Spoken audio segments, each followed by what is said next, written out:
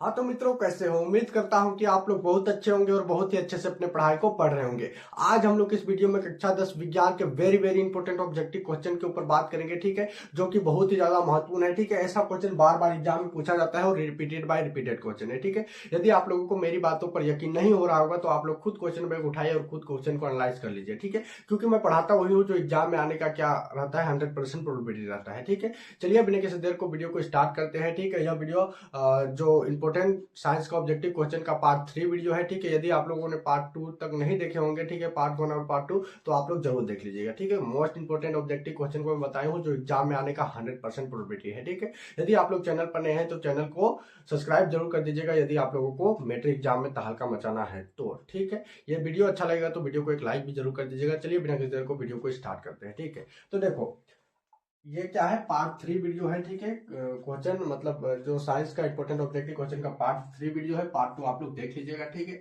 जिसमें हम लोग 1 से लेकर 11 तक क्वेश्चन किए हैं। ठीक है, तो देखो स्टार्ट करते हैं। ठीक है, तो देखो आपसे पहला प्रश्न क्या पूछेगा, 1 नंबर के लिए। ठीक है, ऑब्जेक्टिव में पूछेगा, क्योंकि मैं ऑब्जेक्टिव का 3 ऑप्शन नहीं लिखा हूं क्योंकि उसको ऑप्शन लिखने के लिए जगह मेरे पास कम है। ठीक है, तो आप लोग याद कर लीजिएगा, क्वेश्चन को समझा दूंगा आपको। ठीक है, तो देखो आपसे पहला प्रश्न क्या पूछेगा मित्रों, देखो कि अवतल दर्पण की फोकस दूरी क्या होती है। ठीक है, जो अवतल दर्पण होती है, ठीक है, अवतल दर्पण की फोकस दूरी क्या होती है। तो अवतल दर्पण की फोकस दूरी की यदि हम लोग बात करें, उसका हम लोग जब आंसर निकालते हैं तो वो क्या रहता है, माइनस में रहता है, अर्थात ऋणात्मक होता है। ठीक है, अवतल दर्पण की फोकस दूरी क्या होता है मित्रों, ऋणात्मक होता है, याद रखिएगा। ठीक है, जब इसका हम लोग इसका जब समीकरण दिया रहेगा और उसको हम लोग हल करेंगे तो इसका जो आंसर आएगा वो माइनस में आएगा, इसीलिए हम लोग इसे क्या कहेंगे, ऋणात्मक कहेंगे। ठीक है, उत्तल दर्पण की आपसे पूछेगा कि उत्तल दर्पण की फोकस दूरी क्या होती है, तो धनात्मक होता है, क्योंकि जब हम उसका सोल्यूशन करते हैं और आंसर निकालते हैं तो प्लस में आता है उसका आंसर, इसीलिए उसका क्या होता है, धनात्मक होता है। ठीक है, कोई दिक्कत नहीं, दिक्कत पहला क्वेश्चन समझ में आ गया होगा तो वीडियो को लाइक जरूर कर देंगे। ठीक है,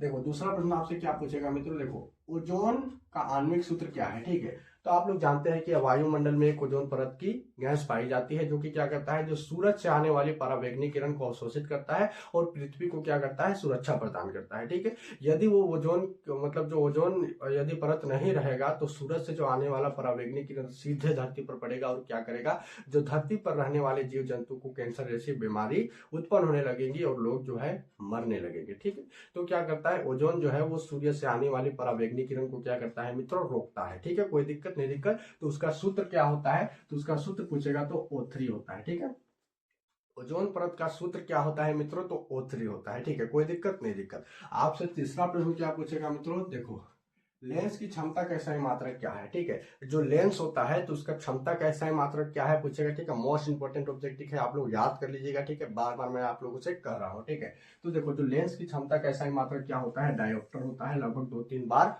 पूछा गया क्वेश्चन है। ठीक है, तो इन सभी क्वेश्चन का 100% क्या रहता है, संभावना होता है रिपीटेड बाय रिपीटेड होने का। ठीक है, तो लेंस की क्षमता का SI मात्रक क्या है, डायोप्टर है, कोई दिक्कत नहीं, दिक्कत। ठीक है, आपसे चौथा प्रश्न क्या पूछेगा मित्रों, तो देखो खतरे के निशान में किस रंग का प्रयोग किया जाता है। आप लोग देखते होंगे कहीं कहीं कहीं यात्रा करते हैं तो, ठीक है, तो कहीं बिजली का ट्रांसफार्मर सब में देखते होंगे तो यहाँ पर एक बैनर जैसा लगा रहता है और लाल रंग में लिखा रहता है खतरे। ठीक है, और भी आप लोग देखे होंगे इधर उधर तो देखेंगे तो खतरे का निशान होता है वो हमेशा लाल ही रंग का होता है। ठीक है, तो लाल ही रंग का क्यों होता है, तो देखो खतरे का निशान में जो लाल किस रंग का प्रयोग किया जाता है, तो लाल रंग का प्रयोग किया जाता है। आप लोग देखेंगे कहीं गौर करेंगे, खतरे का निशान का हमेशा जो रंग होता है उसको लाल रंग से लिख दिया जाता है। ठीक है, कोई दिक्कत। सपोज एग्जांपल के लिए आप लोग बिजली खूंटा पर जाते हैं तो वहां पर एक इस तरह से क्या लगा रहता है, एक प्लेट लगा रहता है, उसमें खतरा लिखा रहता है ना, लाल रंग से लिखा रहता है, तो वो क्या है, खतरे का निशान के लिए किस रंग का प्रयोग किया जाता है, तो लाल रंग के लिए। ठीक है, कोई दिक्कत नहीं, दिक्कत आपसे पांचवा प्रश्न क्या पूछेगा मित्रों, मानव नेत्र के लिए स्पष्टम बिंदु क्या है। ठीक है,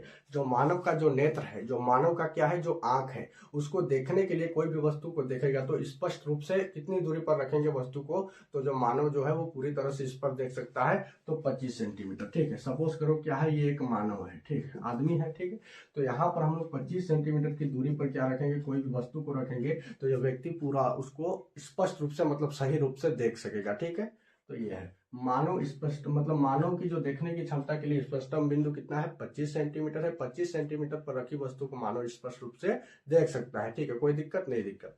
देखो आपसे छठा प्रश्न क्या पूछेगा मित्रों, विभांतर का SI मात्रक क्या है। ठीक है, जो विभांतर होता है उसका SI मात्रक क्या है। ठीक है, तो विभांतर का SI मात्रक मैं आपको बता दूं, उसका SI मात्रक होता है वोल्ट मीटर होता है। ठीक है, ऑप्शन में आप लोगों को वोल्ट भी दे देगा तो आप लोगों को कंफ्यूज नहीं होता है, ठीक है।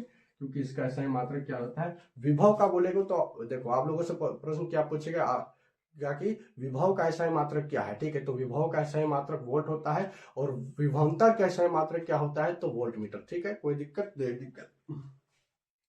आपसे 7वां प्रश्न क्या पूछेगा मित्रों, विद्युत आवेश का SI मात्रक क्या होता है, ठीक है। जो विद्युत आवेश होता है उसका SI मात्रक क्या होता है, तो विद्युत आवेश का SI मात्रक क्या होता है मित्रों, तो विद्युत आवेश का SI मात्रक कूलॉम होता है, ठीक है। इसे सांकेतिक रूप में यदि हम लोग बात करें तो इसे C से रिप्रेजेंट करते हैं, याद रखना है, ठीक है। C भी दे देगा ऑप्शन में, तो आप लोगों को क्वेश्चन को एनालाइज करना है, फिर आप लोगों को रंगना है, टिक करना है, जो भी करना है, ठीक है।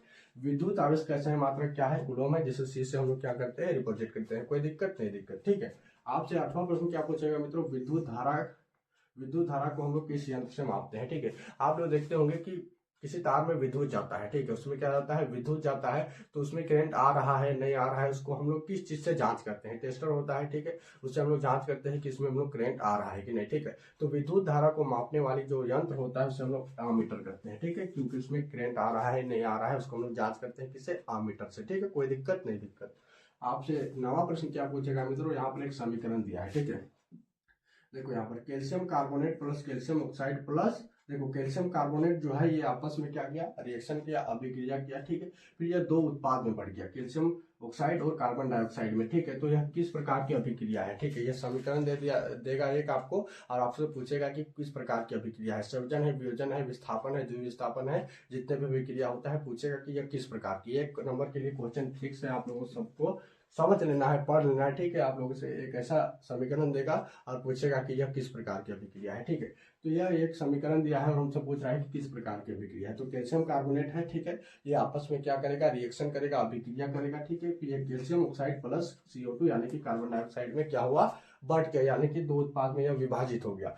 तो देखो दो उत्पाद में विभाजित हो गया तो यह किस प्रकार की अभिक्रिया होगा, वियोजन अभिक्रिया होगा, ठीक ठीक है। क्योंकि वियोजन अभिक्रिया में क्या होता है कि एकल उत्पाद आपस में अभिक्रिया करके दो, मतलब एक एकल पदार्थ जो होता है वो आपस में अभिक्रिया करके दो उत्पाद में बढ़ जाता है, उसे हम लोग क्या करते हैं, वियोजन अभिक्रिया करते हैं, ठीक है। कोई दिक्कत नहीं, दिक्कत।